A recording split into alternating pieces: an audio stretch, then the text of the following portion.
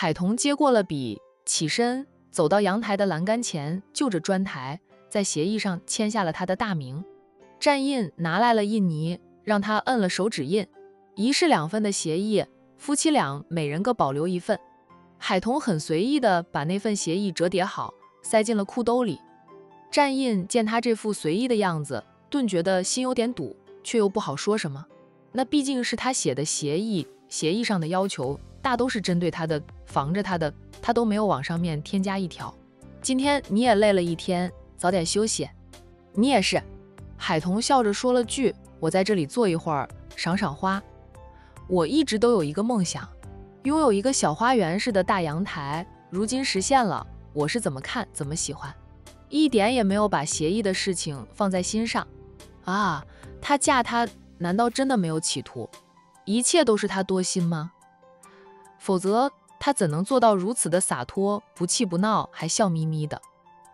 战烈静静地看了他片刻，便转身走了。很快他拿着车钥匙出门。海童在阳台上随口问了句，战先生，你要出去啊？不必等我，给我留门便可。海童笑，我也没有等过战先生。战印一噎，他的回话感觉就是在打他一巴掌。顶着一巴掌，战印出门了。他去了陆家找陆东明喝酒，实在是被海童整得郁闷呀。明明该是他难堪难过的，他却毫不在乎，反而是他总觉得心堵，可能是第一次被人如此轻视吧。对，海童毫不在乎他的协议写得有多苛刻，就是对他的不在乎。他这么帅，他没有想过爱上他；他身材倍儿棒，他没有想过扑倒他，睡了他。他在抱怨什么呀？他那样识趣，他该高兴才对吧？至少他不会是那种厚颜无耻、纠缠不休的女人。自我开导后，战印还是在陆东明那里喝了不少的酒，主要也是陆东明拿出来的都是好酒，最后战印都喝醉了。他酒量非常好，都能喝醉，可见他喝了不少的酒，也是好酒的酒后劲十足。陆东明比他醉得更厉害，他尚且能自己走路，陆东明是直接往地上躺的那种。战印最后是被保镖接走的。路上啊，保镖问着醉了却不倒头大睡的这个大少爷，大少爷回哪里啊？明苑花园吧，今天才见了家长，可不能在外留宿，怎么着也要给海童一点妻子该得的尊重。那保镖们便把战印送回了明苑花园。战印虽然还能走路，保镖不放心，还是扶着他上楼。大少爷要叫醒大少奶奶吗？夜色已深，大少奶奶应该睡下了，保镖才会有此疑问。战印往身上摸着，想摸出钥匙来开门，本能地道，不必，他们不过是挂名夫妻，他就算醉了也不要他照顾。谁知道他会不会趁他醉了就占他的便宜呢？哥是30岁了，还保留着初吻没有献出去的呢，更不要说清白之躯了。他对爱情从不期待，奶奶总是骂他是个不懂感情的无情郎，不过也是因为他对爱情不期待，才会在奶奶的一再游说下，为了让奶奶满意，不再唠叨，他娶了海童。摸遍了战印也没有摸到房子的钥匙，阿七还是叫醒你们大少奶奶吧。他忘记带房子的钥匙出门了，保镖马上就拍门。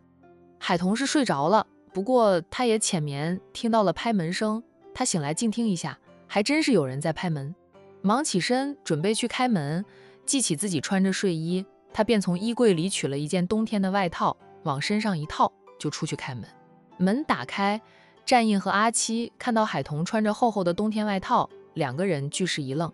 现在是10月不假，也就是早晚才会有点凉快感，白天还是热死人的，不至于就穿上冬天的外套呀。你好，我是待嫁的，你家先生喝醉酒了，我送他上来。还是阿七反应快，先撒了个谎，便把战印连同车钥匙一并交给海童。海童一下子就觉得自己似是在扶着一头牛，好重啊。先生，谢谢你。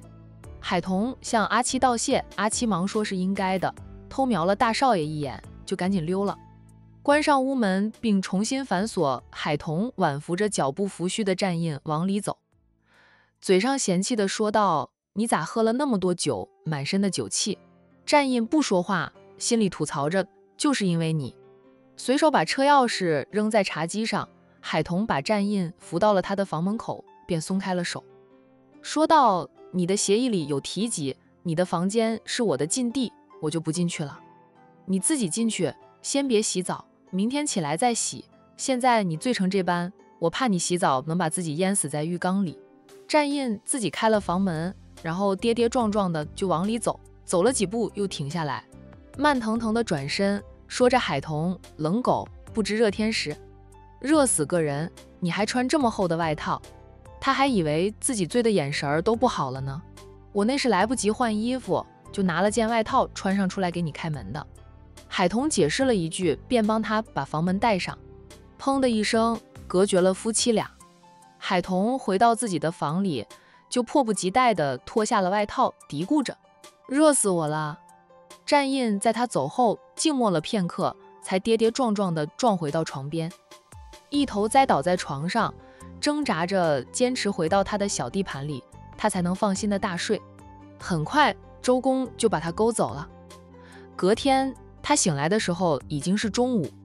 他昨晚没有开空调，就这样睡了一晚，醒来后顿觉得自己身上又是酒味，又是汗臭味，略有点洁癖的他忍不住冲进了浴室里吐了一回，然后赶紧洗澡。从浴室里出来，他神清气爽，已经恢复如常。想到昨晚喝醉的事，战印发誓以后啊，他都不能让自己喝醉。还好出门前和海童签了协议，他没有趁他醉酒占他的便宜，其实他还是守信用的。也不知道他写那样一份协议是对是错啊，但既已签了，先这样着吧。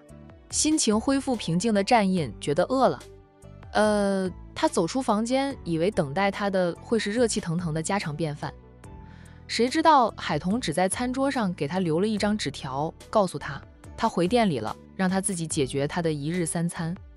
周末店里其实很闲，一整天下来基本上都不会有生意，不开门也是可以的。海童去店里是因为安静，能够把自己往店里的手工做好。沈小军也来了，看到海童在店里，沈小军很意外地问他：“童童，今天周日，你怎么也过来了？平时你都是带你外甥去公园玩的，我网店该上些新货了哈。”海童一边编织着他的货物，一边抬头看着好友，笑道：“你呢？别说了，被我妈一顿唠叨，我受不了，就跑来店里了。阿姨又怎么唠叨你了？还不是怪我们那个晚上参加宴会，不知道钓个金龟婿回来。我妈以为金龟婿很容易钓呢，也不看看她的女儿是什么条件，真以为她女儿天下第一美女啊。”海童扑哧地笑了。天底下的父母大都是这样，只要儿女到了成家立室的年纪，就开始操心儿女们的婚姻大事。25岁的年纪，放在以前早婚的年代，的确算老了，但在现在这个年代，年轻得很。我妈又让我姨给我介绍男朋友了，说什么让我今晚去什么咖啡屋相亲。大晚上的跑去咖啡屋相亲，要是喝一杯咖啡，能香到天亮。童童，你今晚陪我去相亲如何？海童头摇得像拨浪鼓，不去。好童童，答应我吗？咱们是好闺蜜、好朋友呀。你最讲义气的了，为了好友能两肋插刀的啊！我不讲义气的，你找能为你两肋插刀的人去。沈小军哄着。跟男方见面后，我请你吃宵夜。我自己有钱，我能自己吃宵夜，不用你请。海童就是不想陪好友去相亲，万一相亲对象相中，他怎么办？他听别人说过这样的事情，有人陪小姑子去相亲，结果相亲对象相中当嫂子的小姑子气得要命，那样多影响姑嫂感情呀。他和小军是知无不言的好友，但有些事情也是不能做的。陪小军参加宴会又不一样，宴会上的都是成功人士，眼光长在头顶上，看不上他这种小白菜，他便没有心理压力。童童，熟悉的声音响起，两个人往店门口看去。海童马上停止了手上的工作，起身走出去，笑道：“奶奶，你怎么来了？奶奶想跟你说说话就来了，去了你们小家，阿印说你不在家，我便过来找你。”老太太看海童的眼神满是慈爱，进店后她问道：“以前听你说周末可以不开店的。奶奶，我网店有段时间没有上新货了，库存的都卖得差不多了，我得利用周末的空闲时间做点新货出来。他编织的小东西放到网上去卖，销量很不错，隔段时间就要上新的。有些客人也会提前预定，他接了单的就要在承诺的时间内给客人发货。做生意是很重视承诺的。彤彤，你真的是心灵手巧啊！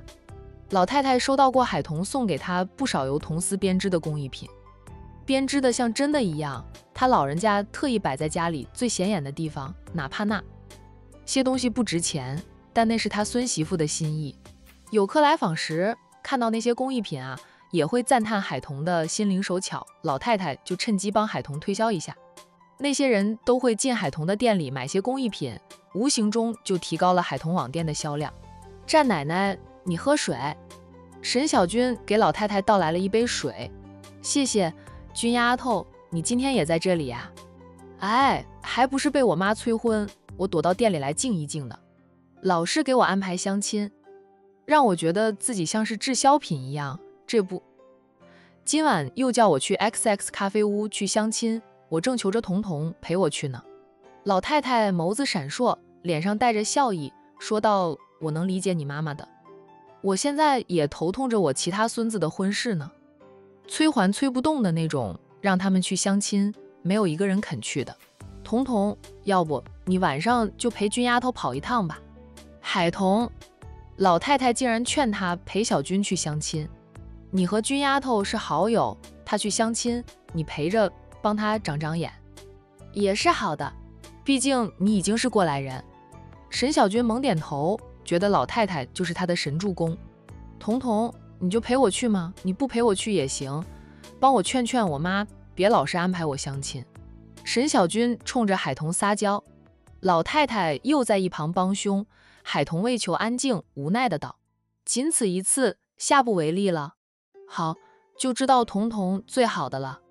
沈小军成功的哄得好友陪他去相亲后，便体贴地地道：战奶奶，你和彤彤说话，我出去买点东西，让婆孙俩说些梯级话。沈小军走后，老太太便摸出了一张纸，她把那张纸递给海童。奶奶，这是什么？写给我的情书。老太太笑道：贫嘴，这是阿印的生活习惯以及他的喜好，你看一下，有助于你们增加感情。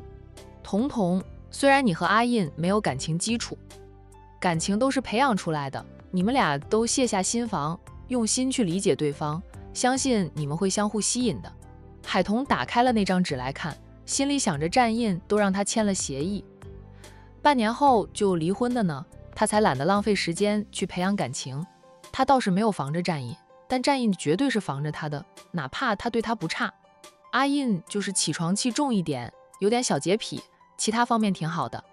老太太既然一力促成了大孙子的婚事，她是很努力，也很希望小俩口能从日常生活中处出感情来，白头到老。海童愣了愣，他起床气很重，除非他自然醒，要是谁打电话或者敲门把他吵醒，那人肯定要倒霉的，连我都不敢去撸老虎须啊。海童想到自己数次在大清早就打电话给战印，把他自床上挖起来，他似乎没有生气啊。老太太说的是真的，还是战印看在两个人处于新婚阶段，隐忍着不发。彤彤，昨晚你们俩有没有？老太太冲海童眨眼，海童明白她的意思，俏脸微红，说道：奶奶，我是个女孩子，你让我去扑倒一个大男人，我真做不出来。那个男人还是战印。老太太笑道：这有什么不敢的？你们是夫妻，领了结婚证的合法夫妻，阿印不主动，你主动一点，奶奶想抱曾孙呢。海童红着脸说道：奶奶，我也不怕你生气，对着你孙子那张严肃的脸，我真啃不下嘴。老太太，战印像他爷爷是个天性严肃冷漠的人，老太太年轻时相中丈夫时，也是倒追了几年，追夫方法用尽，才拿下了丈夫。我啃他的话，就像啃着一根放在极冻里冻了1年的骨头，又冷又硬，没得把我的牙齿都啃掉了。老太太，奶奶，我和战印的事，你老别操心，顺其自然吧。反正他也是搭伙过日子。老太太腹诽着，他能不操心吗？这是他老人家相中的孙媳妇，又是他不顾儿媳妇的不乐意，一力促成的这桩婚事。要是海童过得不幸福，他会自责到死的。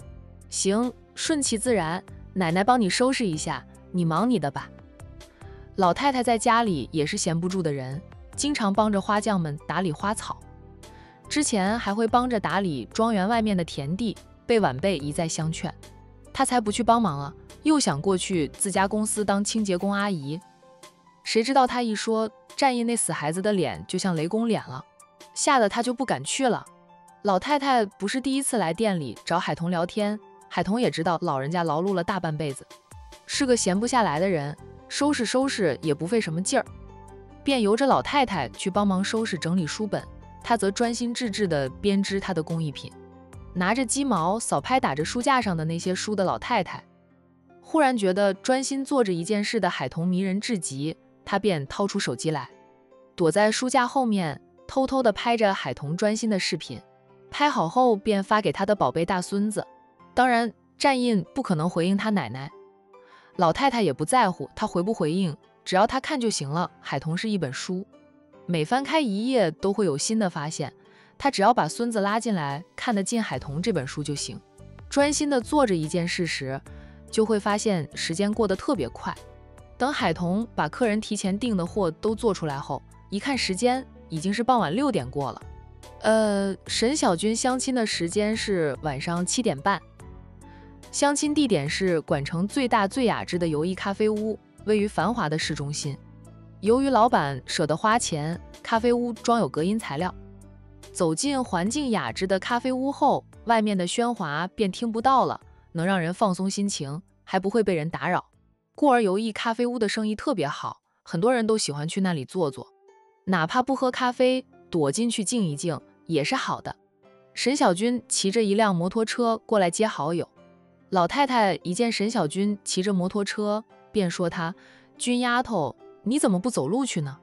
沈小军摘下头盔，笑嘻嘻地道：我就喜欢骑着摩托车飙车的感觉。现在这个点各大主干道都是堵车的，我这样的出行方式堵车影响不到我。战奶奶，你吃过饭了吗？要不我也带上你，你老吃过的盐都比我吃过的饭多，帮我长长眼吧。我一说对方是在商事集团上班的呢。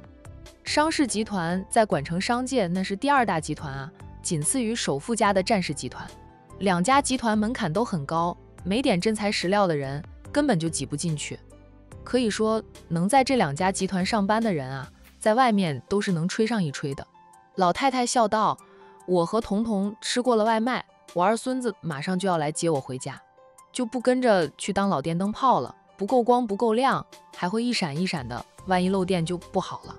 沈小军笑得更欢，很喜欢这个说话风趣的老太太。他还没有见过战印本人，从好友的嘴里知道那是个严肃冷漠的人，都不知道战奶奶怎么养出那样一个孙子的，和战奶奶一点都不像。很快战一晨来了，他是来接他们家微服私访的老祖宗回家的。老祖宗还特意提醒他要开一辆便宜一点的车子过来，车库里最便宜的车便是佣人开去买菜的宝马，但也是过100万一辆的，马上去买一辆也来不及。战一晨只得借了家里花匠的一辆皮卡车来接奶奶了。大嫂，我来接奶奶回家。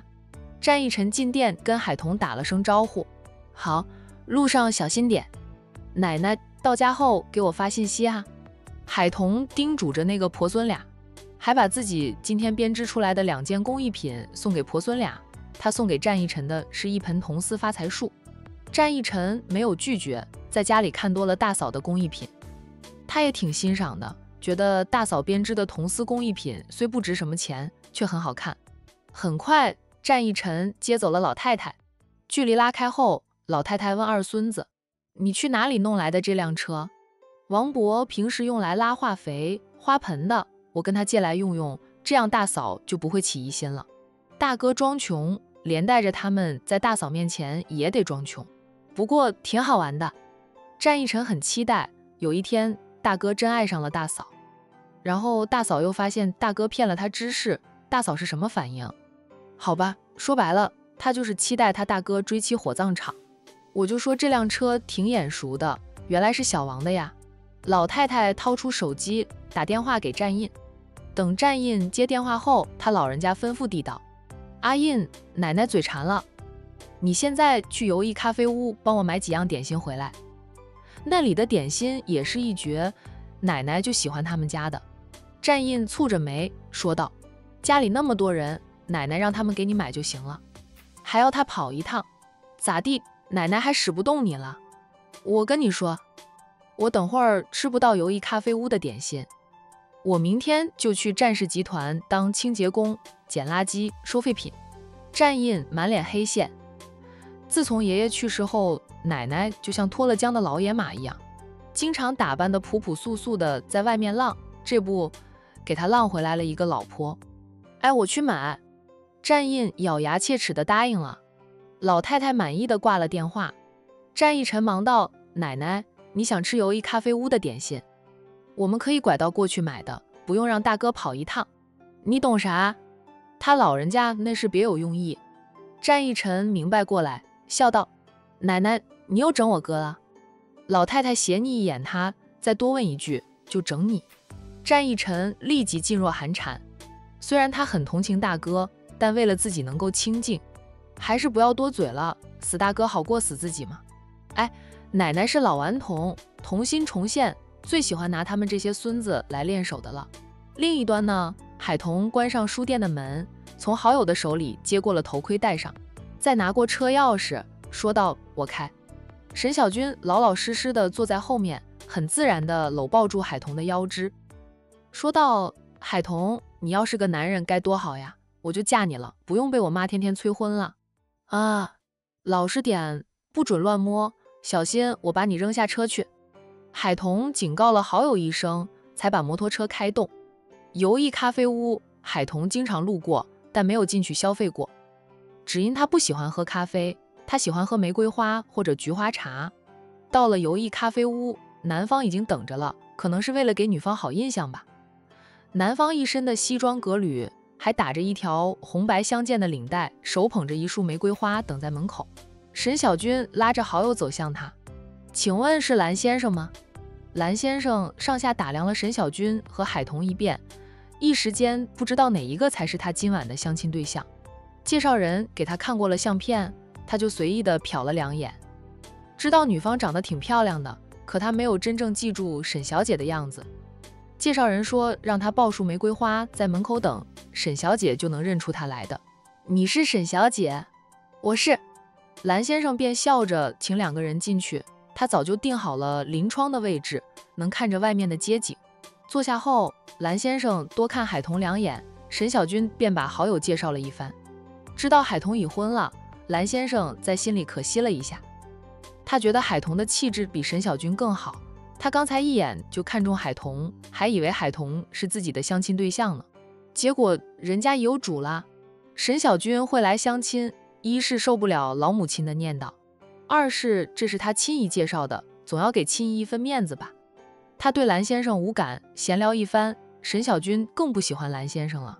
蓝先生是在商氏集团上班的，在公司里大小也是个领导，自认是事业有成的精英人士，虽知沈家不穷，却认为沈家就是土财主，是靠着拆迁才富起来的，便很有瞧不起沈小军的意思，总是秀他的优越感，还说什么婚后想 AA 制。一听他这样说，海童就在桌子底下轻踢了好友一下，提醒好友这个男人要不得。“蓝先生，我去一趟洗手间。”沈小军打断蓝先生的侃侃而谈，抱歉地说了一声，就起身走开了。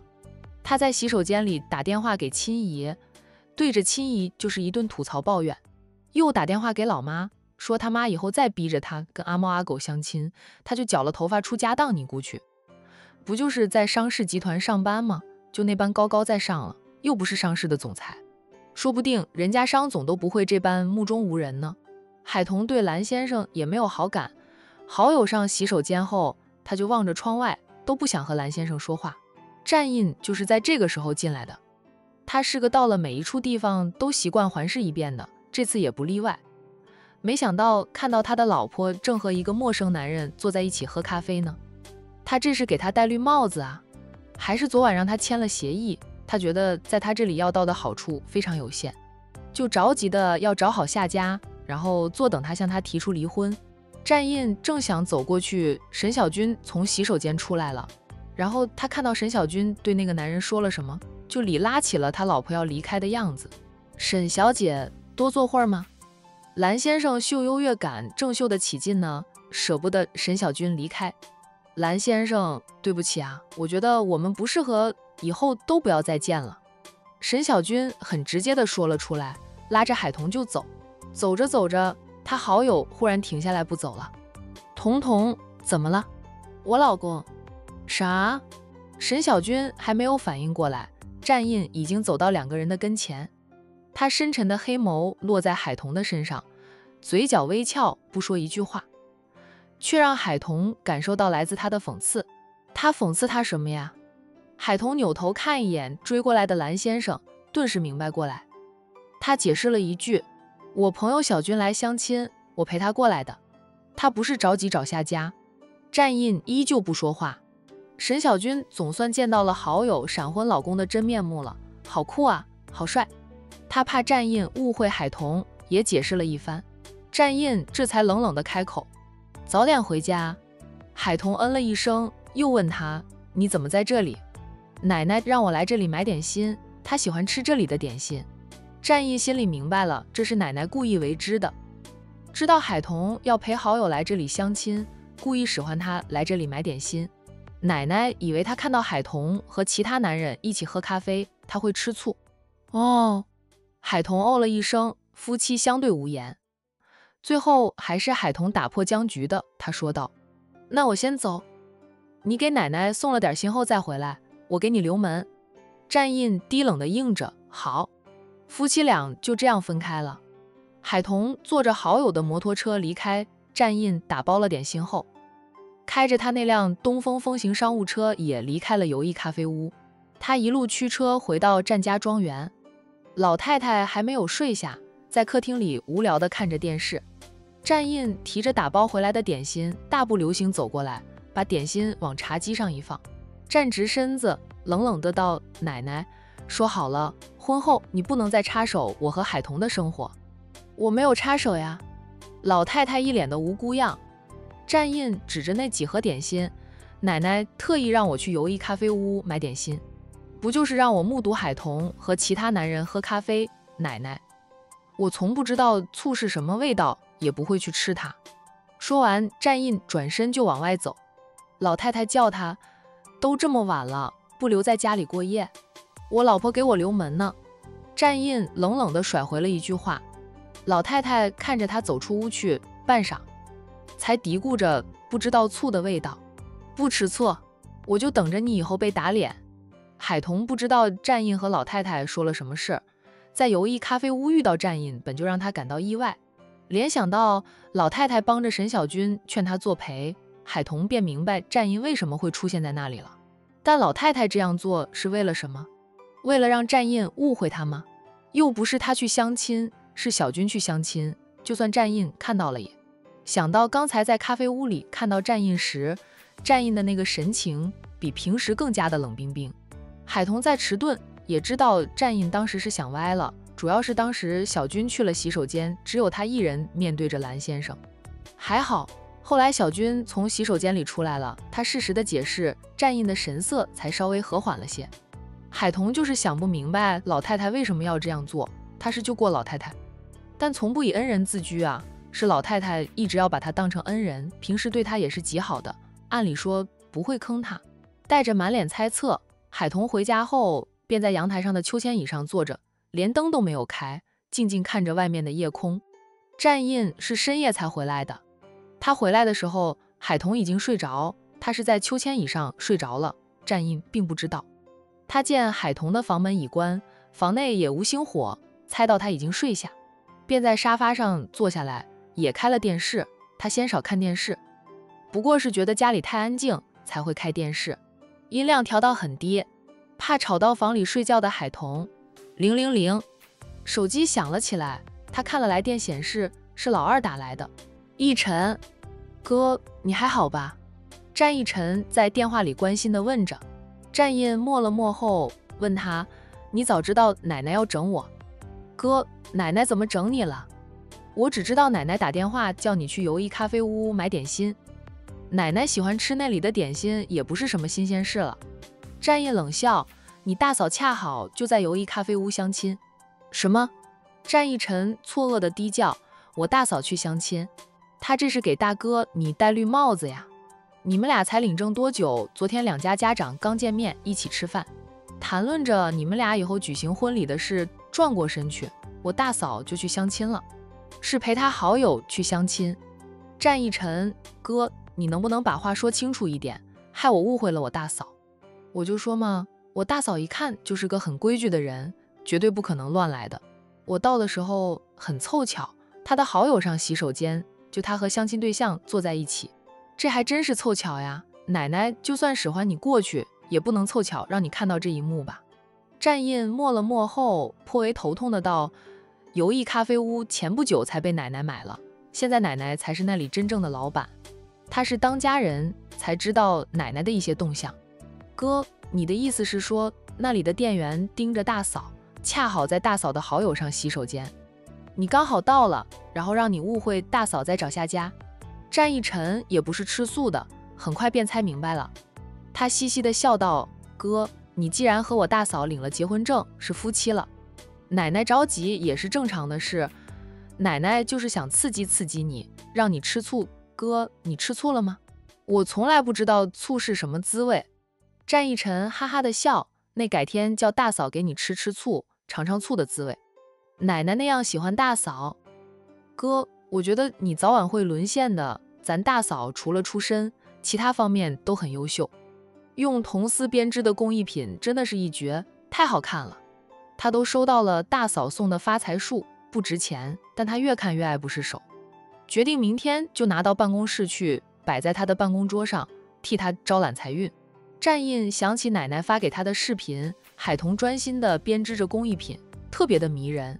他不承认自己反复地看了数遍，内心也得承认，专心做一件事又自信满满的女人，周身散发着一股迷人的气质，就像一块大磁石，吸引着别人的眼光。人说自信的女人是最美的，在海童身上的确时刻能看到自信，她是一个很坚强也很自强的女人。我长这么大不知道醋的味道，以后也不会知道。你没睡？战印忽然看到海童从阳台上走进来，他愣了一下。那这的战奕晨说道：我准备睡的了，睡前想起大哥就给大哥打个电话的，等会儿就睡。战印摁断了通话。我在阳台上坐着，不知不觉就睡着了，你和人说话把我吵醒了。战印皱眉说他夜凉如水，小心受凉。谢谢关心。海童打了个呵欠，战先生，我先去睡了，并没有和战印多说今晚的事。战印没有说话，看着他回房，心里不确定他有没有听到他和战奕晨说的话，又听了多少。哎，在自己的地盘里多了一个叫做妻子的人，让战印觉得自己的私生活失去了隐私。隔天吃早餐的时候，战印便知道海童听了多少话，因为他的那份早餐旁边放了一瓶还没有用过多少的醋。海童今天做的早餐是煮面条，夫妻两人一人一大碗，每个人的那碗面上面都放着一只煎荷包蛋，还放有葱花、香菜以及些许的肉丝。海童从厨房里拿出来一瓶老干妈，他拧开了盖，用筷子扒了一点老干妈到面条里，便把老干妈推到战印面前，要不要加一点？这样面条会好吃点。不用，谢谢。战印拒绝了。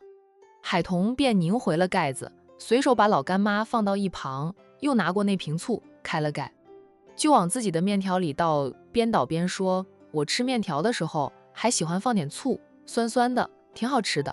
战印不说话。战先生昨晚跟谁说不知道醋的味道？现在尝尝吧，我帮你加一点。海童也不等他答应，就往他那碗面条里倒了醋，然后盖上了瓶盖，又把那瓶醋放在老干妈旁边，拿起筷子对丈夫说道：吃吧。战印看了他片刻，才拿起筷子吃着他煮的面条。